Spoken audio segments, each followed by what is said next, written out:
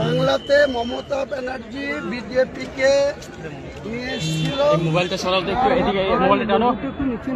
নামানো হবে না। দেখুন কি অবস্থা হচ্ছে। আরে মোবাইলটা তুমি একটু সাইড করো। এই কাকা দাঁড়ান না। টেনশনটা তো অন্যদিকে চলে যাবে। বলুন বলুন। প্রথমে আপনারা দেখুন ছবিটা। অটল বিহারী বাজপেয়ী এবং সেই সময় সংঘ পরিবারের নেত্রী, তাদেরকে মমতা ব্যানার্জি কিভাবে হাত ধরে আছে অটল বিহারী বাজপেয়ী।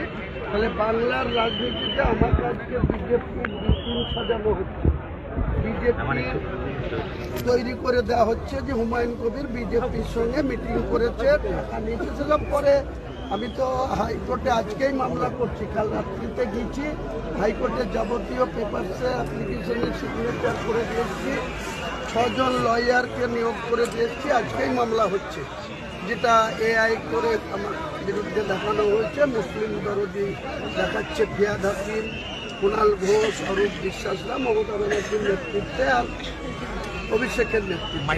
আগে এটা একটা দেখে দেন, কোন 6 জনের বিরুদ্ধে মামলা করছেন? 6 জন স্পেসিফিক কিছু না, তৃণমূল কংগ্রেসের যারা প্রেস কনফারেন্স করেছে, তারা যে এআই করে যেটা করেছে, এআই যে করা হয়, এআই দিয়ে যে অনেক কিছু করা হয়, 3 দিন ওয়েট করেন। মমতা ব্যানার্জি আর অভিষেক ব্যানার্জি মুসলমানদের সঙ্গে কি করেছে তাও আমি দেখাবো, তাও আগামী দিনে প্রেস মিট করে ইনশাআল্লাহ। বাংলার মুসলমানদের কত হিতাকাঙ্ক্ষী, আর ওরা কোথায় গিয়ে আরএসএস এর সাথে কোথায় মিটিং করে, কোথায় বাংলার মুসলমানদের ক্ষতি করার জন্য প্ল্যান করে, সেসব 3 দিনের মধ্যে গোটা ভারতবর্ষের মিডিয়াকে দেবে, জানাবো। চলছে কোনো অসুবিধা নেই। ওরা যাকে দিয়ে করেছে, আমার আপনাদের মাধ্যমে আমার প্রশ্ন যে ববি হাকিম, অরূপ বিশ্বাস আর কুণাল ঘোষ যে 19/12/2025 আমার বহরমপুরের ফ্ল্যাটে প্রায় 51 মিনিট 9 সেকেন্ড এর একটা ভিডিও, সেটাকে 19 মিনিট ওই 14 সেকেন্ডের মতো শুট করে মানুষের সামনে এআই করে দেখানো হচ্ছে। আমি পুরো ভিডিও প্রকাশ করব, 2 দিন একটা দিন ওয়েট করেন, এদের মুখোশ খুলে দিব এবং আমার ফ্ল্যাটে বসে এই অভিষেকরা, এই মমতা ব্যানার্জি, আমি দল খোলার আগেই 4টা ডিসেম্বর আমাকে সাসপেন্ড করার পরেই আমাকে যে 2 জন ব্যক্তি আমার বহরমপুরের ফ্ল্যাটে, আমি আপনারা জানেন, বিশেষ করে রাজীব বাবুরা, বহরমপুরের লোকাল যারা সাংবাদিক তারা সবাই জানেন, আমি আজ পর্যন্ত 2011 সাল থেকে আমার বহরমপুরের যে ফ্ল্যাট রয়েছে, আমি আজ পর্যন্ত কোনোদিন রাত্রিবাস করি না, বা আমি দিনের বেলায় 10টা 11টায় যাই, 4টে 5টা মধ্যে কাজ সেরে কারো মিডিয়া পেশ করে, না হয় কারোর সাথে সাক্ষাৎ করে আবার আমার দেশের বাড়িতে চলে আসে। কিন্তু ওদিনকার ভিডিওটা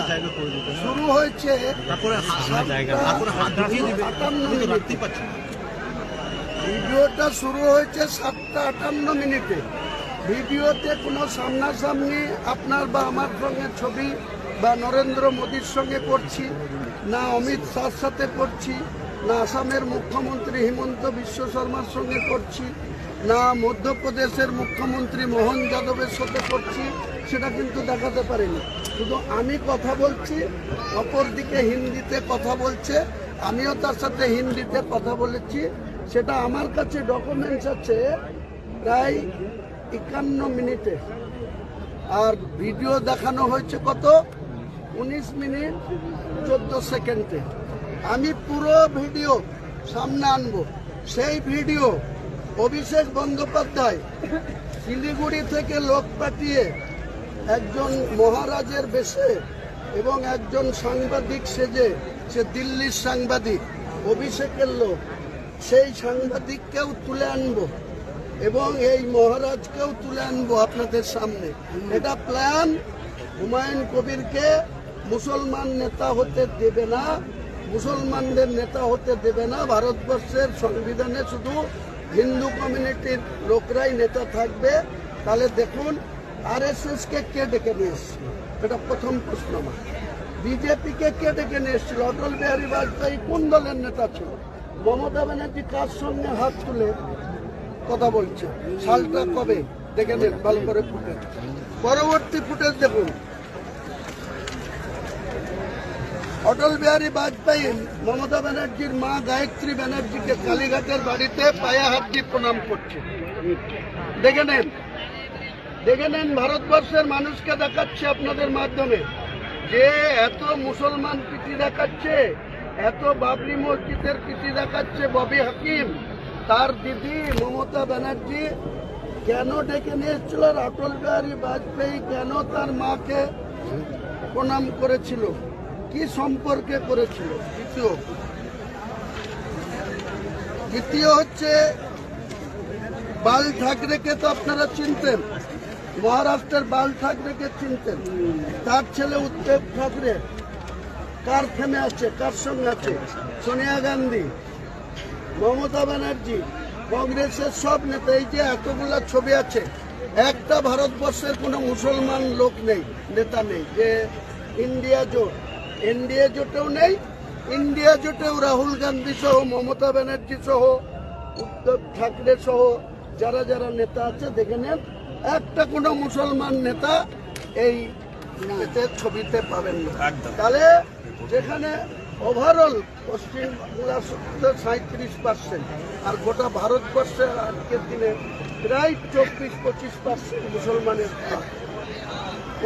4 ভাগের 1 ভাগ মুসলমান বাস করে, সেখানে ভারতবর্ষের কোনো মুসলমানকে এইসব ছবিতে দেখতে পাবেন না।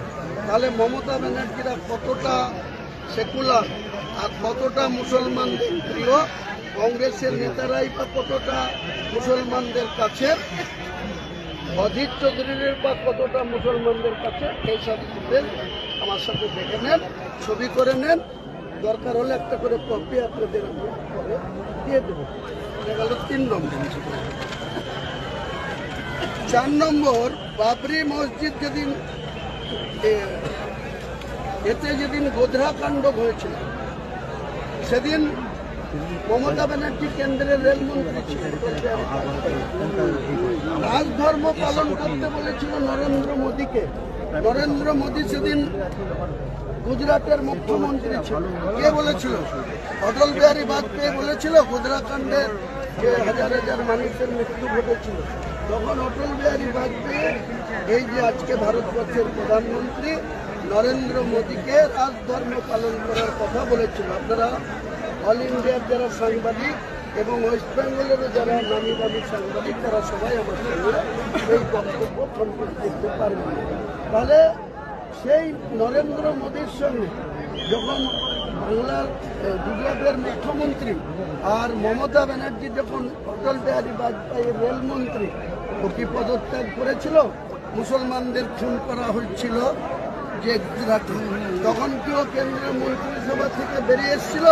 মমতা ব্যানার্জি এত সেকুলারের যে হচ্ছে, এত মুসলিমদের সঙ্গে আমি নাকি গ্রেপ্তারি করেছি, তার খেয়া থাকবে, তার অরূপ বিশ্বাস, এসবের জবাব নিশ্চয়ই আগামী দিনে মমতা ব্যানার্জি বাংলার মানুষকে দেবে বা দিতে বাধ্য। যদি না দেয় তাহলে বাংলার মানুষ 2026-এর যে ইলেকশন 23শে এপ্রিল আর 29শে এপ্রিল ঝেঁটিয়ে বিদায় করবে। সেইটুকুন দেখে তাহলে তিনি যদি এত নীতিবান আর তিনি যদি এত ধর্ম নিরপেক্ষতায় বিশ্বাসী, তাহলে অটল বিহারী বাজপেয়ী বিজেপির প্রধানমন্ত্রী হুমায়ুন কবির কেউ বলেনি, আর মমতাও তখন বাংলার মুখ্যমন্ত্রী। এই যে উদ্ধব ঠাকরে, বাল ঠাকরের ছেলে, তাকে প্রতি বছর ফুল মালা মিষ্টি পাঠানো হয়। কে পাঠায়?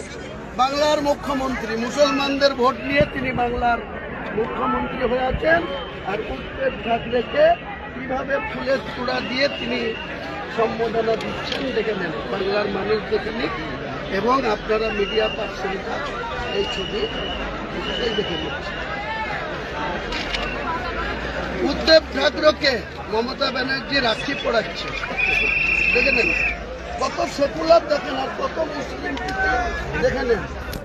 সবাই জানে মহারাষ্ট্রের বাল ঠাকরে একজন উগ্র হিন্দুত্ববাদ নিয়ে চলত, তার ছেলে উদ্ধব ঠাকরেকে মমতা ব্যানার্জি বাংলার মুখ্যমন্ত্রী হওয়ার পর মহারাষ্ট্রে গিয়ে রাখি পড়িয়েছে, দেখে নেন আপনারা, মুসলিমরা দেখে নেন কত মুসলিম প্রীতি মমতা ব্যানার্জির, কত মুসলিমকে আপনাদের ভালোবাসে, দেখে নেন, আমি সব ডকুমেন্ট দিয়েছি। এইবার আসি রাজ্যের নির্বাচন প্রসঙ্গে। এই যে অভিষেক বলছে, মমতা বলছে, ওই যে বেয়াঘাতি যে ওয়াকফ বোর্ডে প্রায় 5 বিঘি জায়গা দখল করে আছে, তার বিশেষের নামে কলকাতায় দেখুন ওয়াকফের জায়গায়